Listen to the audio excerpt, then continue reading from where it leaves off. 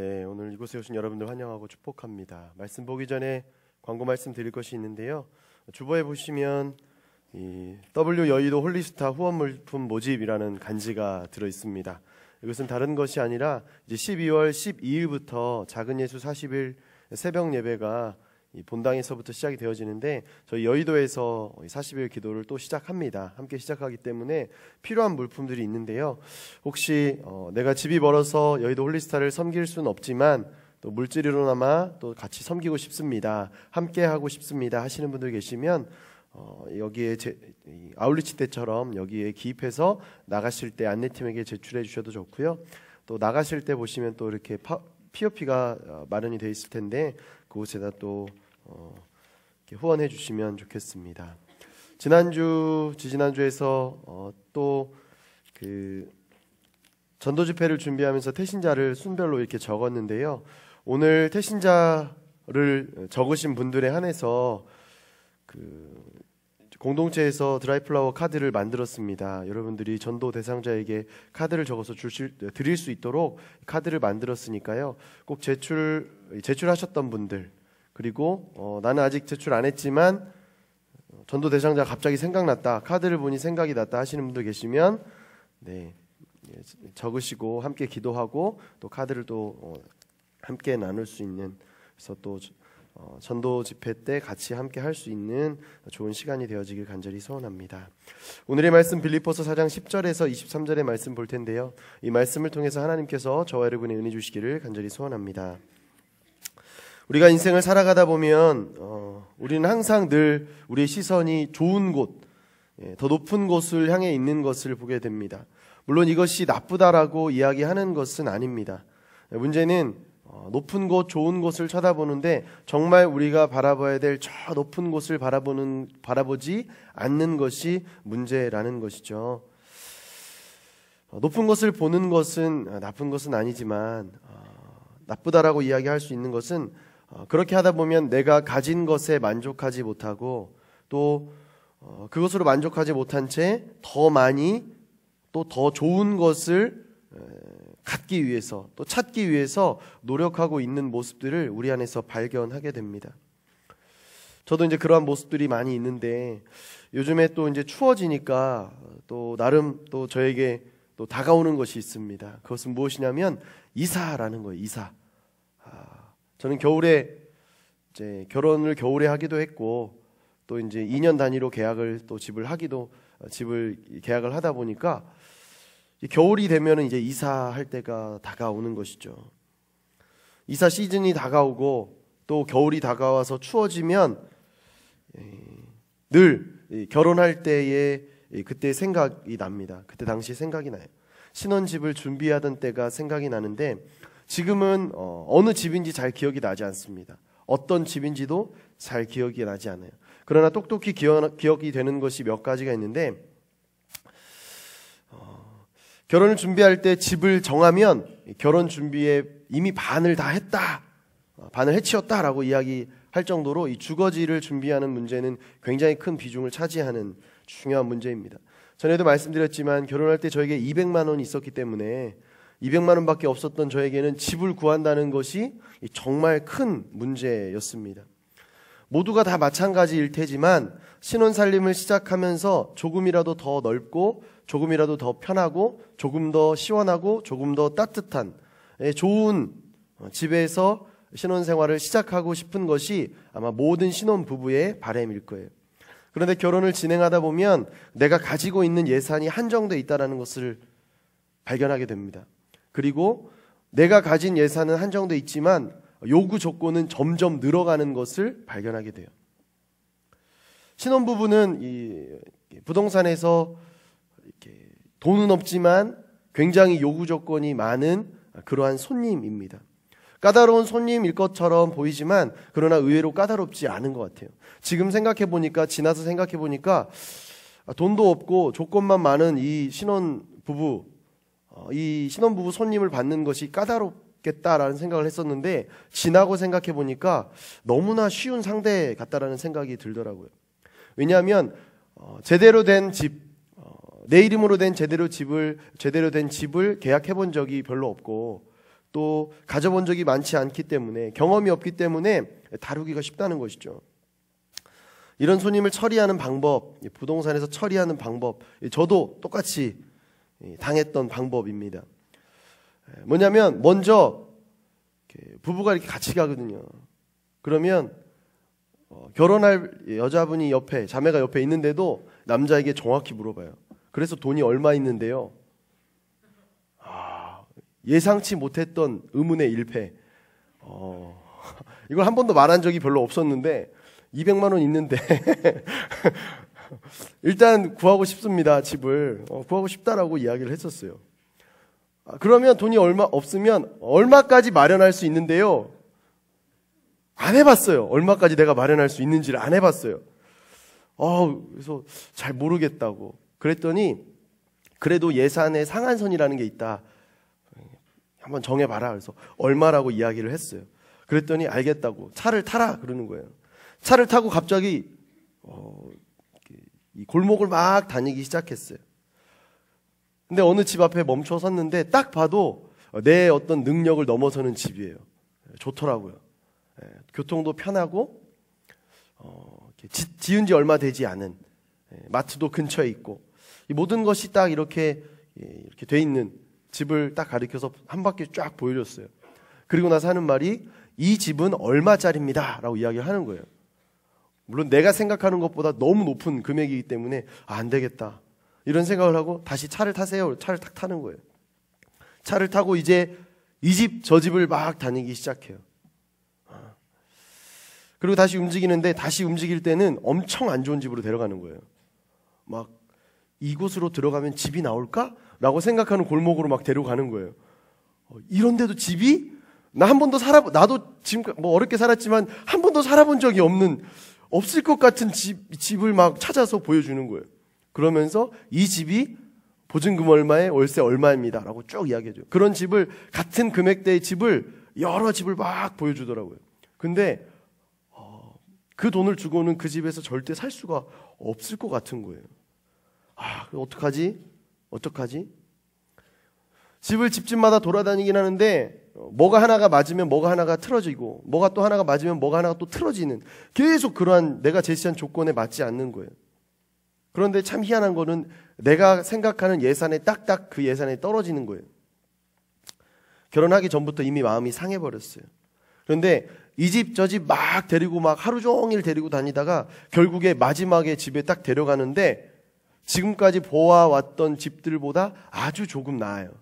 아주 조금 낫고, 아주 조금 지은 지 좀 덜 오래되었고, 동네가 조금 더 한적한, 이 집 괜찮다라는 생각이 드는 거예요. 물론 처음에 내가 그 부동산에 들어갔을 때 내가 생각했던 집도 아니에요. 그리고 내가 원하던 조건을 다 가지지 않았어요. 그리고 내가 가진 예산을 초과하지 않으면서 이전에 봐왔던 말도 안 되는 집보다는 훨씬 좋아 보이는 거죠. 아마 처음부터 이 집에 갔더라면 그 집을 선택하지 않았을 거예요. 근데 이미 기가 꺾이고 나에겐 돈이 없다라는 생각을 이미 뼛속 깊이 알게 되었고, 그리고 이제 마음에 어려움이 있는데 주인이, 이 복덕방 이 부동산 주인이 마지막으로 한 방을 날리는 거죠. 이 집은 곧 나갈 겁니다. 마감 임박. 그러면 막 덜덜덜 떨리는 손으로 이제 계약서를 막 꺼내는, 그 사람은 덜덜덜 떨리는 손으로 이제 계약서를 찍어야 되나 말아야 되나 막 이렇게 되는 것이죠.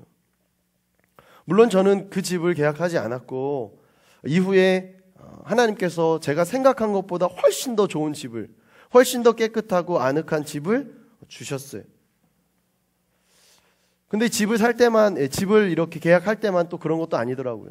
자동차를 살 때도 남자들 다 그렇지 않습니까? 시작은 작은 경차로부터 시작해요. 그런데 이 기능은 있어야지, 그러면 이 차에는 없는 거예요. 그러면 한 등급으로 올립니다.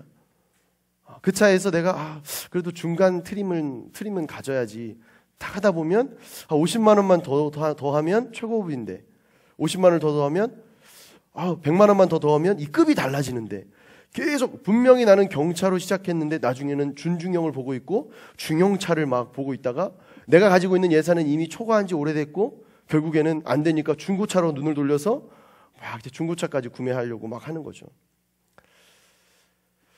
부동산도 그렇고 자동차도 구매할 때도 그런데 내가 생각한 것대로 이것이 잘 되지 않는 것을 우리가 알 때가 있어요. 내가 생각한 것보다, 내가 계획한 것보다, 내가 요구하는 것보다 이것이 잘 되지 않을 때가 있습니다.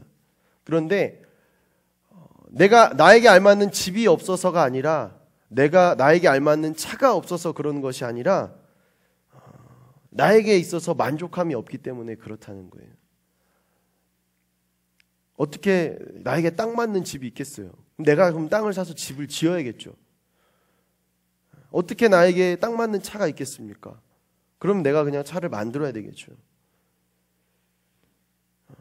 근데 또 결국에 내가 만족하지 못하니까 이 만족하지 못한 이 습성으로 인해서 정직하지 못한 방법으로 이익을 챙기는 또 상인들도 생겨난다라는 것이죠. 오늘 말씀을 보면 바울이 이야기를 하는 것이 있어요. 그것은 무엇이냐면 내게 능력 주시는 자 안에서 모든 것을 할 수 있다. 이 믿음의 고백을 하고 있는데 이 믿음의 고백, 이 바울의 믿음의 고백은 나는 다 돼. 나는 다 할 수 있어. 어떤 자기 과시나 허세로서 이것을 이야기하는 것이 아니라 나는 뭐든지 다 할 수 있고 내가 원하는 것은 모두 다 손에 쥘 수 있다. 가질 수 있다라는 것을 이야기하는 것이 아니라 내가 부요하든지 간에 내가 궁핍하든지 간에 어떤 상황이든지 간에 나는 자족할 수 있는 법을 배웠다라고 이야기를 하고 있다라는 거예요. 바울이 본문을 통해서 강조하고 있는 이야기는 무엇이냐면 능력이나 환경이 아니라 모든 상황 속에서 하나님과 함께하는 것이 자신의 만족의 비결, 기쁨의 비결이고 또한 능력이라는 것을 이야기를 하고 있다라는 거예요. 여러분은 바울처럼 이러한 삶을 살고 있습니까?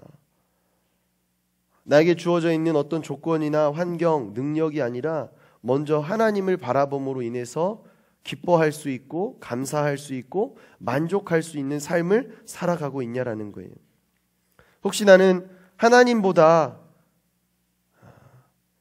하나님께서 내게 주실 수 있는 어떤 하나님의 능력, 조건, 환경, 축복을 바라보며 그것에 더 많은 관심을 가지고 살아가고 있지는 않냐라는 거예요.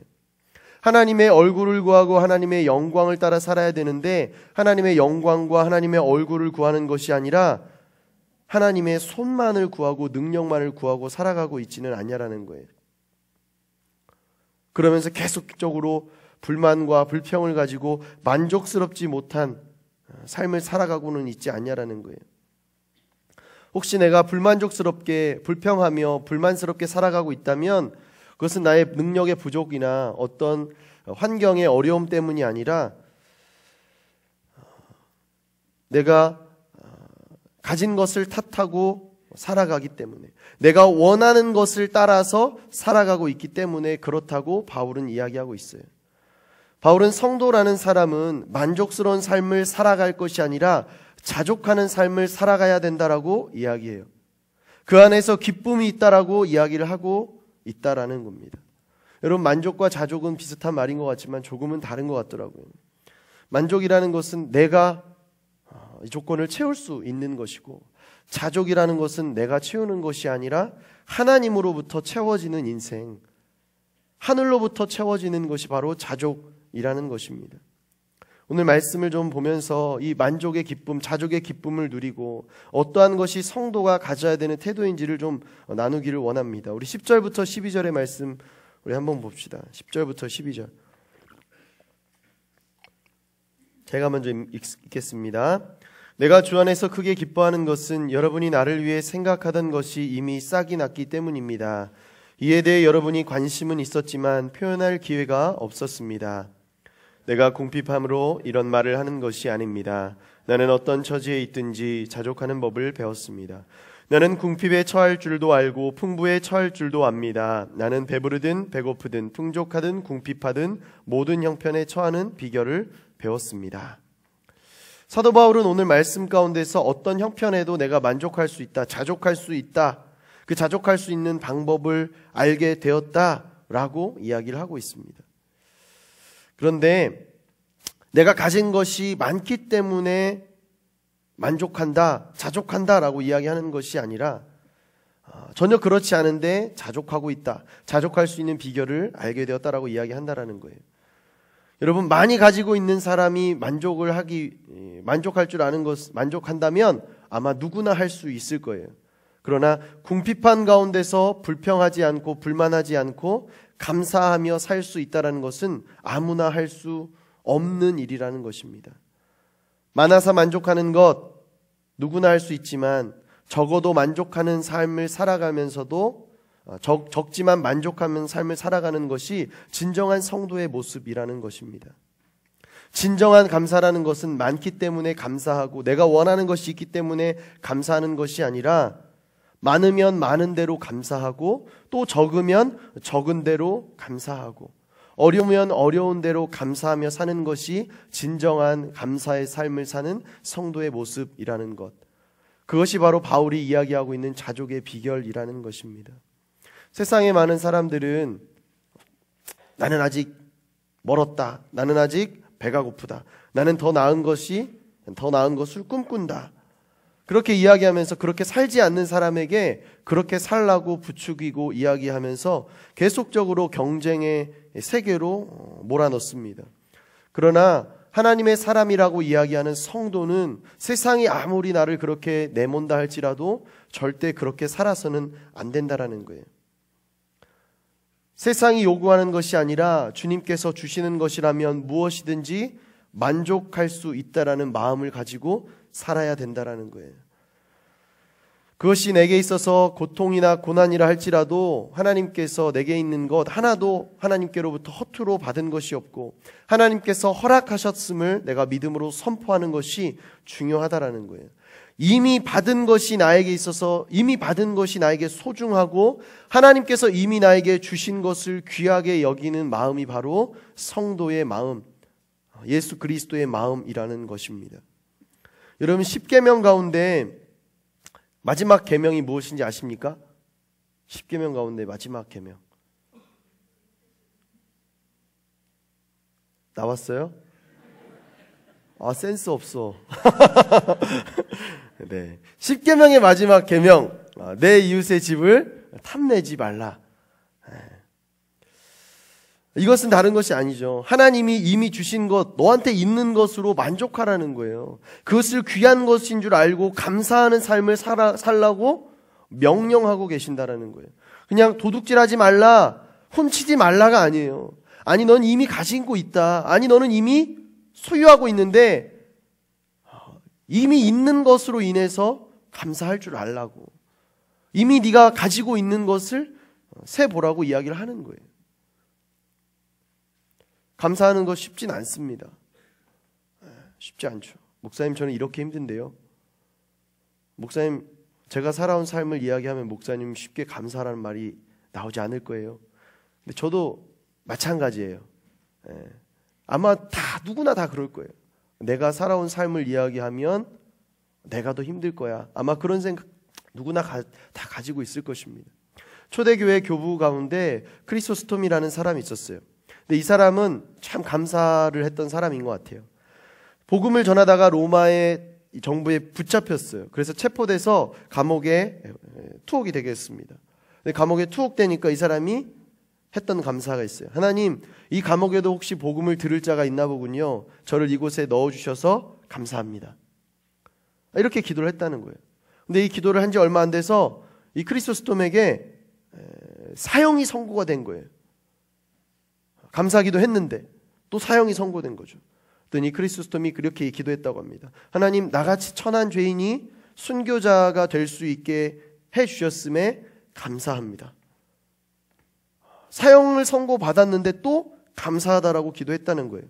그런데 이제 사형을 기다리고 이제 사형을 받을 준비를 하고 있는데 갑자기 이 황제가 마음이 변심해가지고 사형을 취소해버린 거예요. 그러자 마지막으로 이 크리소스톰의 기도가 이랬다고 합니다. 하나님, 아직도 내가 이 땅에서 할 일이 남아있나 보군요. 감사합니다. 충성을 다하겠습니다. 이렇게 감사하며 기도했다라는 거예요.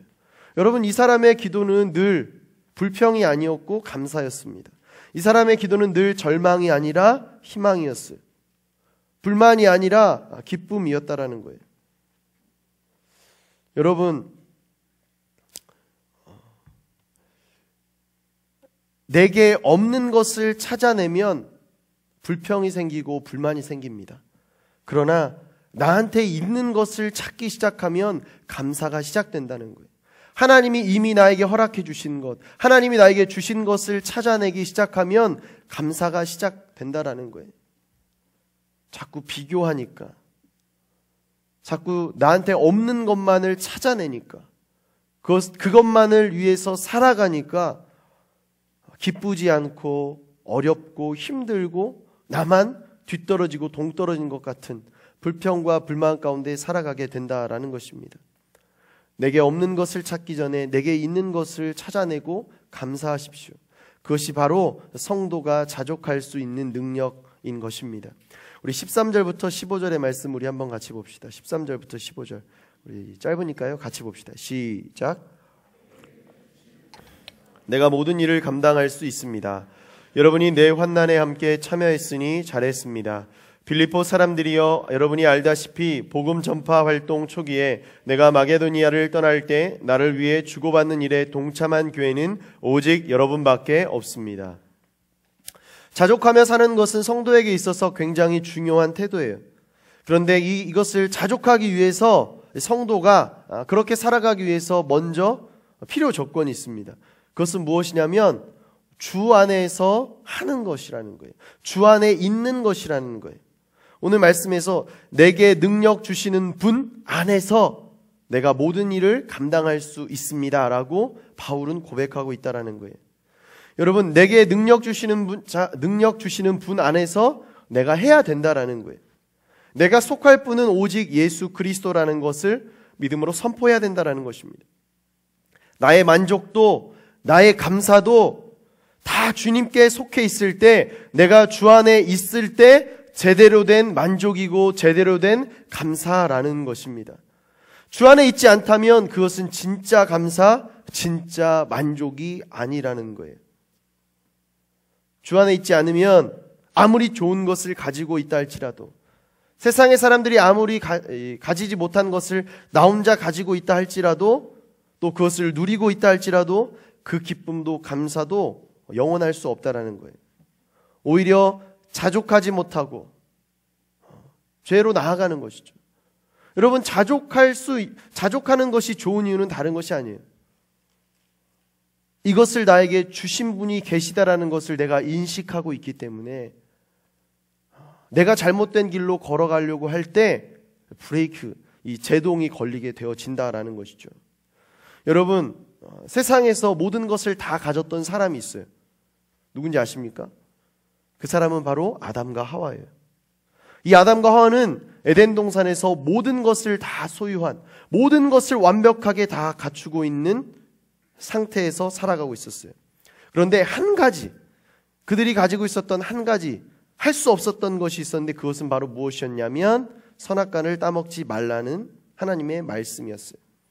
그런데 이 아담과 하와가 이 말씀 안에 살지 않고 하나님 안에 살지 않게 되었을 때 결국에 뱀의 꾀임에 빠져서 죄를 짓고 이 에덴 동산에서 쫓겨나게 되었다라는 거예요. 여러분, 아무리 좋은 것을 내가 이미 가지고 있다 할지라도, 내가 아무리 좋은 것을 가질 수 있는 능력이 있다 할지라도 하나님의 말씀 안에 거해야 된다라는 거예요. 하나님 안에 거할 때 그것이 진짜 나에게 만족의 기쁨이 되고 자족의 기쁨이 되어진다라는 거예요. 여러분, 우리에게 있어서 자족할 수 있는 능력은 무엇인가? 그것은 내가 주 안에 있는 것입니다. 주 안에 있는 것이 바로 나의 만족의 능력이에요. 자족의 능력이에요. 나의 감사의 능력이라는 것입니다. 세상 가운데 우리는 주일에 예배를 드리지만 세상 가운데 일주일 동안 또 살아가지 않습니까? 내 세상 가운데 살아가는 동안 나는 세상에 속한 사람이 아니라 하나님께 속한 사람이다.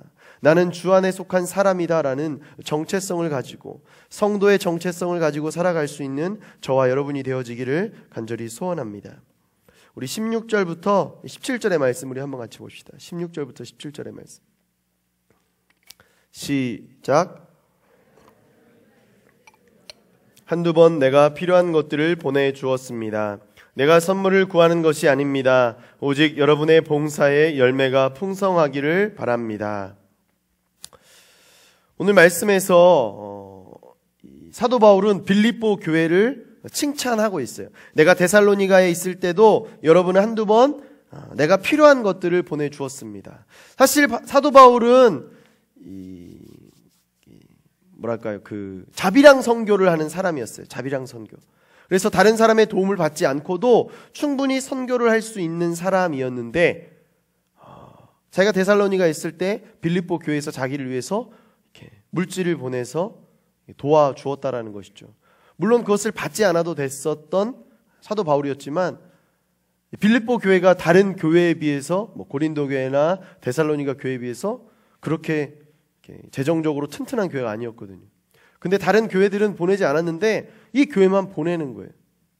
근데 그것을 받고, 그리고 적든지 많든지 간에 그것을 받고 그것으로 인해서 내가 만족했다, 너무나 좋았다라고 이야기를 하고 있다라는 것이죠.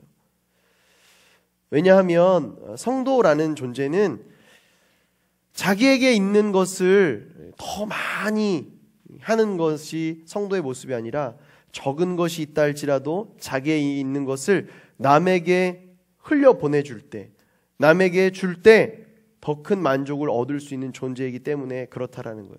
바울은 이것을 알고 있었어요. 사도행전 20장 35절에 보면 주는 것이 받는 것보다 복되다 라고 예수님께서 말씀하셨습니다. 그러면서 사도 바울이 이야기를 하고 있어요. 성경은 그것을 우리에게 가르치고 있습니다. 우리가 인생을 살아가다가 불만이 생기고 불평이 생길 때가 있어요. 한 가지 이유, 다른 것이 아니라 바로 기대감 때문이죠. 기대감. 남에게 무엇을 받으려고 하는 이 기대감이 생길 때 불만이라는 것이 생겨요. 우리 홀리스타 팀장에게 말씀드립니다. 여의도 홀리스타 후원 물품 모집을 했지만 오지 않는다고 해서, 들어오지 않는다고 해서 불만스럽게 생각하지 마세요. 안 들어오면 안 들어온 대로 감사하는 것이죠. 네. 그렇다고 안 주면 안 됩니다. 여러분, 남에게 무엇을 받으려고 하다 보면 기대감 때문에 불만이라는 것이 생겨요. 다락방장들이 저랑 같이 이렇게 있는 카톡방이 있거든요. 주일 오후 순모임 시간만 되면 난리예요. 평소에 저한테 연락 한 번도 없다가 그때만 되면 장난 아니에요. 목사님, 저희 어디 순 몇 명이에요? 치킨을 이쪽으로 주세요. 치킨 다리는 쉽게 말해서 6개인데 수는 막 계속 올라와요. 여기입니다, 여기입니다, 여기입니다. 주면 다행인데 안 주면, 기대했었는데 안 줬다는 거죠. 목사님, 우리 이만큼 왔는데 왜 안 줘요? 다른 데도 왔잖아. 그래도 줘야죠. 우리 지난번에 못 받았는데. 다음 주에는 꼭 줄 겁니다. 그러면 아싸, 다음 주 또 지난주에 안 줬으니까 이번 주 준다고 한 거 맞죠? 기대감이 있으니까 안 주면 막 마음이 어려워하더라고요. 내가 받을 수 있다라는 기대감, 받고 싶다라는 기대감이 있을 때, 나에게 그것이 돌아오지 않을 때 불평과 불만이 일어난다라는 것이죠. 근데 성경은 성도들에게 가르치고 있어요. 그것은 무엇이냐면, 남을 위해서 희생하고 남을 위해서 내어놓고 남을 위해서 봉사할 때 기쁨이 생기고 그것 가운데 열매가 있다라는 것을 성경은 이야기하고 있다는 거예요. 바울도 보면 이야기를 합니다. 열매가 있다고. 내가 선물을 구하는 것이 아닙니다. 오직 여러분의 봉사에 열매가 풍성하기를 바랍니다. 열매를 기대하면서 사도 바울은 이야기를 하고 있다라는 거예요. 봉사를 하려고 하면 어떻게 봉사해야 될까요? 산상수훈을 하려고 예수님께서 말씀을 전하려고 했을 때 많은 사람들이 몰려들었죠. 많은 사람들이 말씀 듣느라고 밥 먹는 것도 까먹었어요. 배가 엄청 고팠어요. 근데 그때 한 소년이 오병이어를 가지고 와서 그것을 자기도 먹기도 부족한 그것을 가지고 왔는데, 그것을 내어놓았을 때, 예수님 앞에 그것을 내어놓았을 때, 그것은 그 한 사람의 배부름으로 만족함으로 그친 것이 아니라 5,000명이 먹고도 남은 부스러기가 12광줄이 12바구니가 되는 놀라운 은혜가 있었다라는 거예요. 구약에 보면 이 사르밧 과부라는 사람이 있었습니다. 근데 엘리야가 아합 왕을 피해서 이곳으로 도망쳐 왔어요. 근데 여기서 하나님께서 보냈는데, 거기서 너를 도와줄 사람이 있을 거야 하고 보냈는데, 하필 도와준다는 사람이 찢어지게 가난한, 내가 도와줘야 될 만하게 생긴 과부였던 거예요.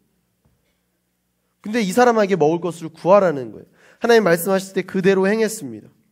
근데 마침 이 여인은 가뭄과 흉년으로 먹을 것이 전혀 없는 상태였어요.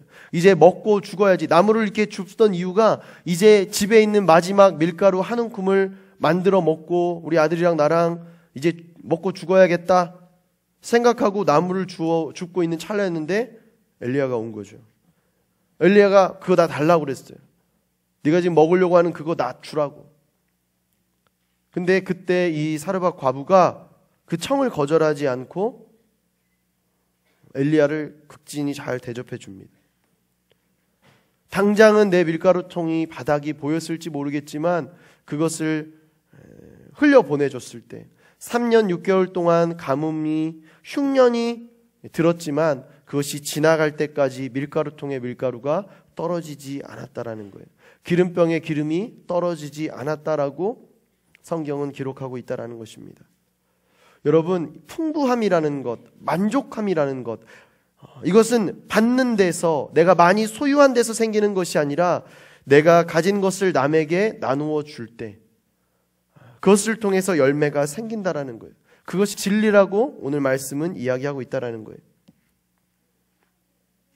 그런데 이것을 흘려보내주고 이것을 섬기는 것을 봉사라고 이야기하는데 이것이 좋은 것인 줄은 알아요. 다른 사람이 하면 참 잘하고 있다, 좋은 것이다라고 생각은 듭니다. 그런데 내가 해야 되면 그것이 참 마음이 어려워지는 것이죠. 남에게, 내가 가진 것을 남에게 준다는 것, 내가 소유하고 있던 것을 다른 사람에게 양도해 준다는 것이 쉽지 않다라는 거예요. 그런데 이 모든 것이 다 하나님의 말씀을 따라 행해야 된다는 것이죠. 그것은 다 내 것이 아니라 하나님이 주신 것이다. 이것을 내가 지금 가지고 소유하고 있지만 나는 청지기일 뿐이고 결국에는 이게 다 하나님의 것이다. 내가 주인의식을 가지고 있기 때문에, 청지기 의식이 아니라 주인의식을 가지고 있기 때문에 적게 가진 것에 대해서 불만이 쌓이는 것이죠. 기쁨을 가져야 되는데 기쁨이 생기지 않는다라는 것입니다.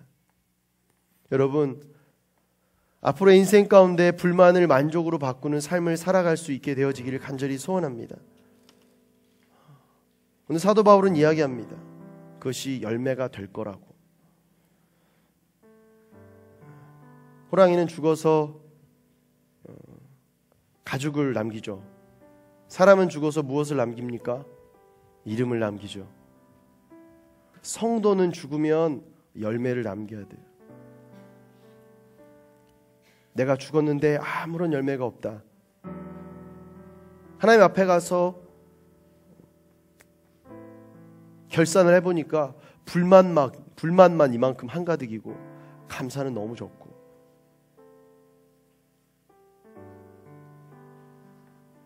열매 맺는 인생이 되어야 될 것입니다. 그러기 위해서는 우리에게 어떤 모습이 필요하냐면요, 하기 싫은 것을 하기보다는 먼저는 하고 싶은 것을 여러분 먼저 하십시오. 그리고 하고 싶은 것보다 먼저 해야 될 것은 내가 지금 당장 할 수 있는 것을 먼저 하십시오.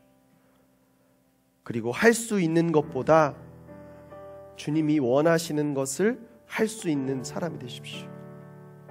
그것이 바로 자족의 비결이고 만족의 기쁨이며 성도가 하나님의 열매를, 하늘의 열매를 이 땅 가운데 맺을 수 있는 비결입니다. 세상이 어렵고 시국이 어렵다 할지라도 많은 사람들이 불안해하고 떨고 있지만 그럴 때일수록 성도는 믿음으로 나아가야 되는 거예요. 기도의 자리, 말씀의 자리, 예배의 자리, 거룩의 자리를 먼저 지켜야 된다는 것입니다. 주님이 원하시는 것이 진짜 무엇인지를 판단해야 된다라는 것입니다. 이 시간 우리 한번 간절히 기도하며 나아갑시다.